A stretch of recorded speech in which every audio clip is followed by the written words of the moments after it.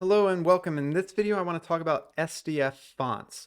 This is the big improvement that Lightning 3 offers over Lightning 2 is this ability to use SDF fonts. And that stands for Signed Distance Field Fonts, which is an anti-aliasing of fonts.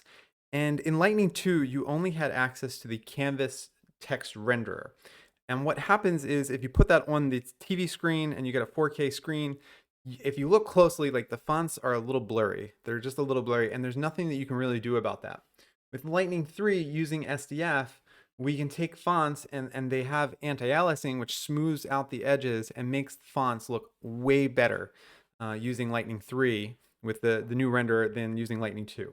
So I highly recommend using SDF fonts. And in order to do it, you're going to have to download this tool. All you have to do is code, copy this, check out the project, download it, and then you do follow these steps here, install the dependencies, copy the font source sample into font source. And then you want to put your TTF fonts inside of this font source directory. Okay, so whatever fonts that you want, you can go and download different fonts that are available. Make sure they're open source or free, or maybe you have a company one, but you can go to Google Fonts or other websites and find the fonts that you want. Download the different ones. So also know that there's Roboto Normal, there's Roboto Bold, there's Roboto Italic.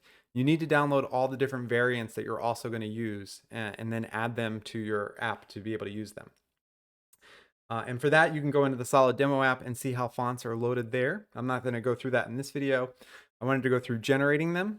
So again, download the TTF fonts, put them in this font source directory, and then all you have to do is run pm generate. And what that's going to do is it's going to go through your font file and create the SDF, which then you copy and put into your Solid application. Same way the demo app, just replace the fonts that are there with the new ones that you want. And things should magically work with your font. Make sure you change the font family to use the new name of your font. One thing to be mindful of is inside here, there is the charset config. So by default, this is missing a space. So you want to add a space in there. I have a pull request open to fix that. But if you are using other languages and you need certain characters for Spanish or Portuguese or whatever other languages you're using, make sure you add them in here and you have to regenerate the file to get those new characters in there. So that is the big thing to watch out for. But other than that, I highly recommend using SDF fonts. It's turned on by default with the Solid Demo app. And this is how you generate new fonts. You just download this tool, run through the steps, and copy them in. All right, with that, take care.